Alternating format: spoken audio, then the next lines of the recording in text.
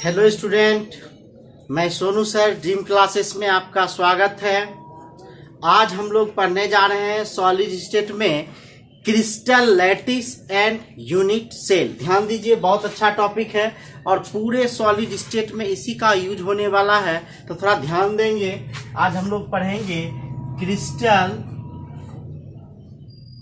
Lattice and unit cell. Crystal lattice and unit cell, इसका हिंदी होता है सर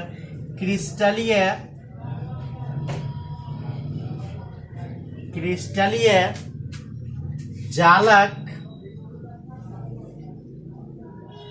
एवं एकक कोष्ठिका। क्रिस्टलीय जालक एवं एकक कोष्ठिका। तो अब हम ये देखें कि क्रिस्टलीय जालक है क्या। तो हम लोग जानते हैं कि कोई भी ठोस जो बना होता है वह अवयवी कणों से मिलकर बना होता है। ये अवयवी कण क्या है? एटम, आयन या मॉलिक्यूल, मतलब अणु, आयन या परमाणु। यही अवयवी कण आपस में जुड़कर, मिलकर और 3D में अरेंज होकर, किसमें? 3D संरचना में, त्रिविमीय संरचना में अरेंज होकर के एक जालक के जैसा संरचना बनाता है। उसी को हम लोग क्या कहते हैं? क्रिस्टलीय जालक कहते थे। आप ध्यान से देखिए, हम डायग्राम बनाते हैं क्रिस्टलीय जालक का।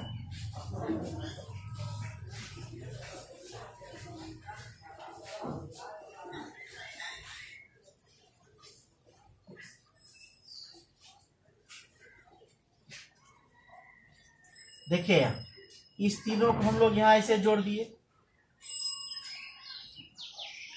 फिर इस तीनों को ऐसे जोड़ दिए, फिर यहां जोड़ दिए। उसी तरह यहां भी हम लोग जोड़ देंगे, फिर इसके बाद यहां भी जोड़ देंगे,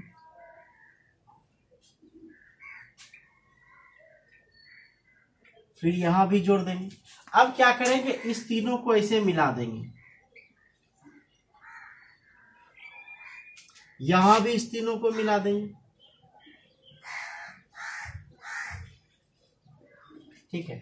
और बीच में भी एक ऐसा बनाएंगे,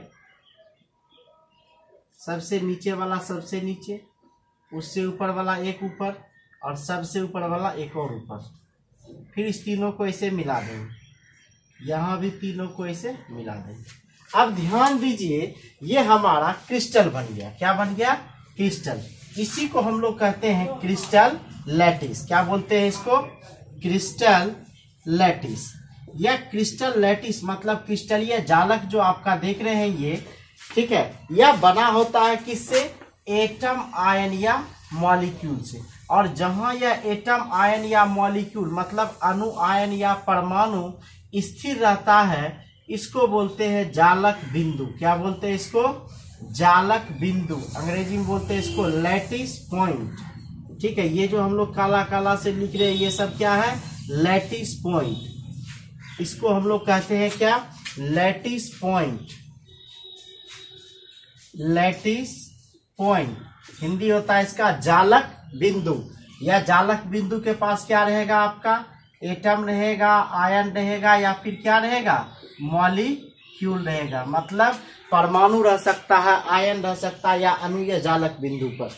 अब कहता है कि हम लोग यह क्रिस्टलीय जालक हो गया, यह आपका क्या हो गया? क्रिस्टलीय जालक। और यह अवयवी कणों से मिलकर बना होता है। और अभी बताए कि यह अवयवी कण जो है 3D संरचना में अरेंज होता है। देखिए, यह 3D संरचना हो गया, ABC 3 बन गया।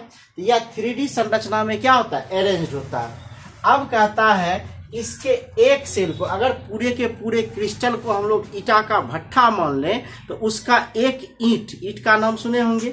पूरा भट्ठा जो बना होता है, बहुत सारा ईंट आपस में जुड़ करके बना होता है।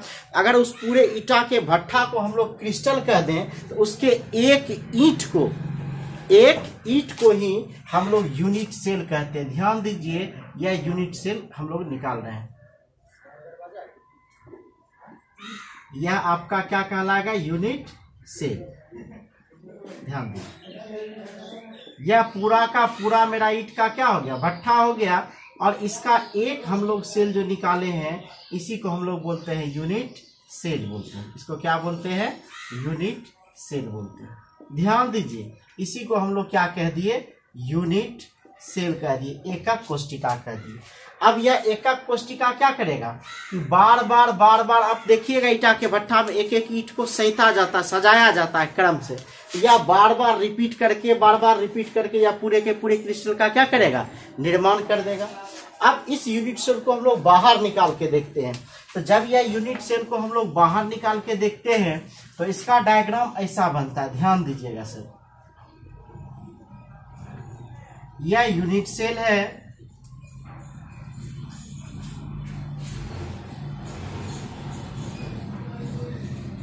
यह यूनिट सेल है आपका, ठीक है सर। अब इस यूनिट सेल में क्या होता है, देखिए तो यह दूरी होगा कुछ, इसका लंबाई होगा, यह ए है, बी है और यह क्या हो गया, सी हो गया। अब इसके बीच कोण बनता है, इसको अल्फा, बीटा और क्या बोलते हैं, गामा बोलते हैं। एक क्वेश्चन पूछा जाता है कि यूनिट सेल में कितने पैरामीटर होते हैं, तो ध्यान दीजिएगा कि यूनिट सेल में 6 पैरामीटर होते हैं। यूनिट सेल में 6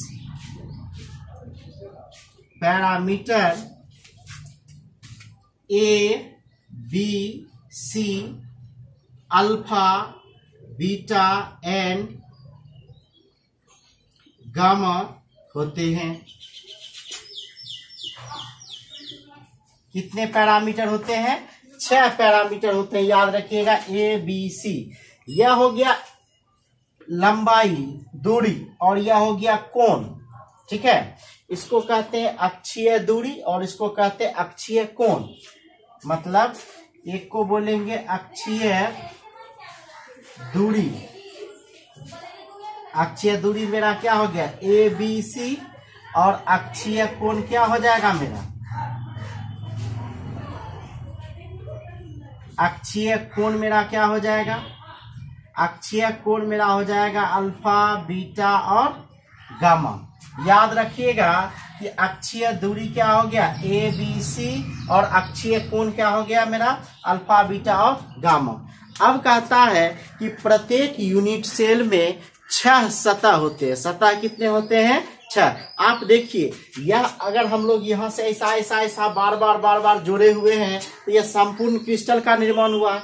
अब इस क्रिस्टल से एक डब्बा को हम लोग बाहर निकाल ले, या जो एक डब्बा को बाहर निकालते हैं, यह डब्बा ऐसा दिख रहा है, आप देख रहे हैं यह डब्बा है ना, इसमें जो है यह आपका ए हो गया, यह आपका बी हो गया और यह आपका क्या हो गया, सी हो गया, ए बी सी, और सब में कोण है नहीं, तो अल्फा, बीटा और क्या हो गया, गामा हो गया कोण।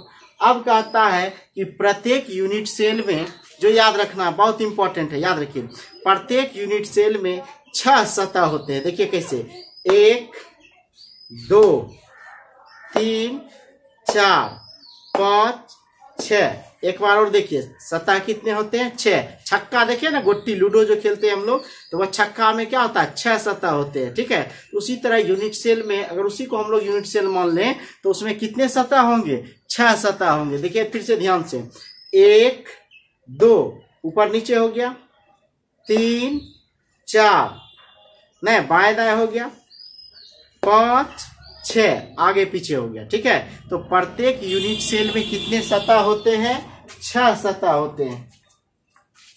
यूनिट सेल में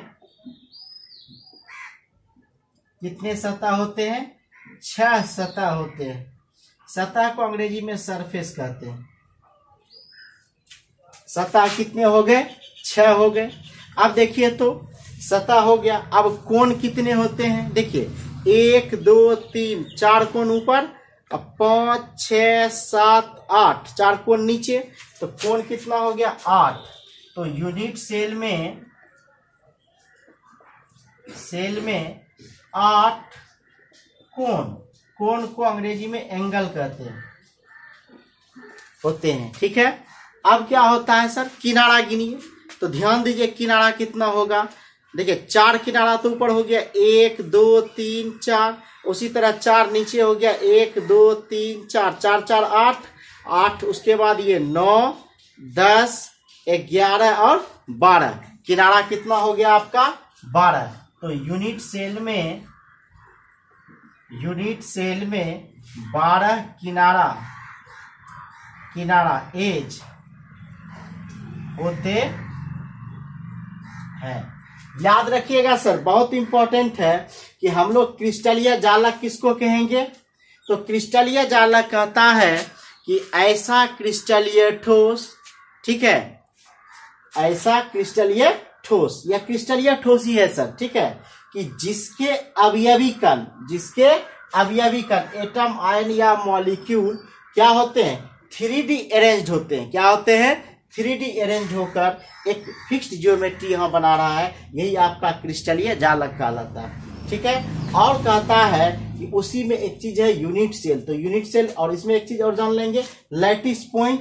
तो कहता है कि क्रिस्टलीय जालक के अवयवी कणों को सूचित करने वाले बिंदु को हम लोग क्या कहते हैं, जालक बिंदु कहते हैं, ठीक है। और यह जो है क्रिस्टल में क्या होता है कि छोटे छोटे यूनिट सेल से मिलकर पूरा क्रिस्टल बना होता है। मतलब जैसा एक ईंट होगा उसी तरह पूरे के पूरे भट्ठे का ईंट होगा, तो उस एक ईंट को यूनिट सेल कहते हैं। तो यूनिट सेल का क्या डिफिनेशन देते हैं कि किसी क्रिस्टलीय जालक का वह लघुतम अंश जिसके त्रिविमीय पुनरावृत्ति से संपूर्ण क्रिस्टल का क्या होता है, निर्माण होता है। मतलब यह जो यूनिट सेल है यह बार बार जुड़ के पूरा का पूरा क्या करेगा, क्रिस्टल बना देगा, तब उसको हम लोग क्या कहेंगे, यूनिट सेल कहेंगे। और याद रखिएगा कि प्रत्येक यूनिट सेल में जो होता है 6 पैरामीटर होते हैं, और वो पैरामीटर है a b c alpha beta और गामा, ठीक है। 3 अक्षीय दूरी होता है ए बी सी, और 3 अक्षीय कोण होता है अल्फा बीटा और गामा।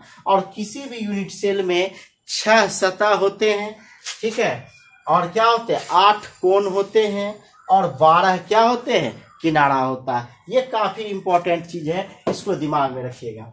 तो क्या होगा क्रिस्टलीय जालक का कि किसी क्रिस्टलीय ठोस के अवयवी कणों के, हम लोग डिफिनेशन लिख देते हैं कि किसी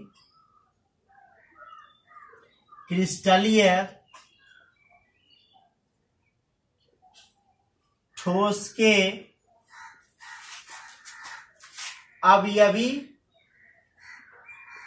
कणों के, किसी क्रिस्टलीय ठोस के अवयवी कणों के नियत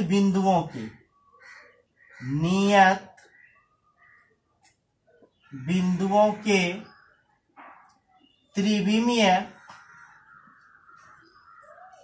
त्रिविमीय व्यवस्था को क्रिस्टलीय जालक कहते हैं। क्रिस्टलीय जालक कहते हैं। ध्यान दीजिए कि किसी क्रिस्टलीय ठोस के अवयवी कणों के नियत बिंदुओं के, किसी क्रिस्टलीय ठोस के अवयवी कणों के, अवयवी कण क्या है, एटम, आयन या मॉलिक्यूल के नियत बिंदुओं के, जो काला कलर से दिख रहा है, त्रिविमीय व्यवस्था, सब 3D में क्या है, अरेंज्ड है, उसी को हम लोग क्या कहते हैं, क्रिस्टलीय जालक कहते हैं, ठीक है। और जालक बिंदु किसको कहते हैं सर, तो जालक बिंदु, इसका हिंदी क्या हो गया, जालक बिंदु, जालक बिंदु, ठीक है। तो जालक बिंदु किसको कहेंगे कि यह जो अवयवी कण है, एटम, आयन या मॉलिक्यूल, इसको सूचित करने वाले बिंदु को क्या कहते हैं, जालक बिंदु कहते हैं। मतलब कि क्रिस्टल के अवयवी कणों को सूचित करने वाले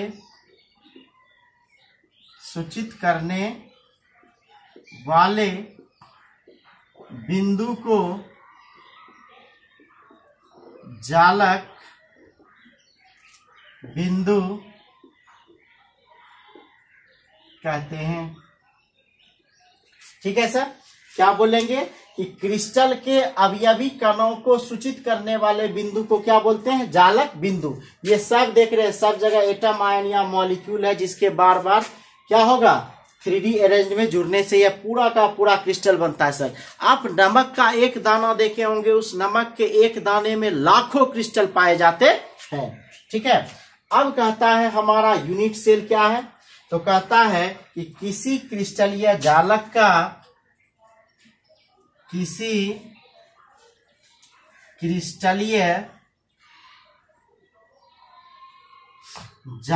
का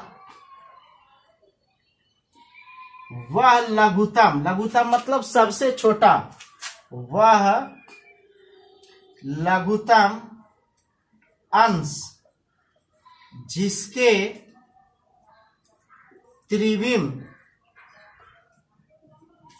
पुनरावृत्ति से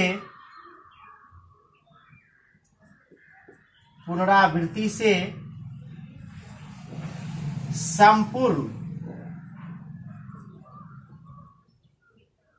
क्रिस्टल का निर्माण होता है एकक कोष्टिका कहलाता है। एकक कोष्टिका कहलाता है।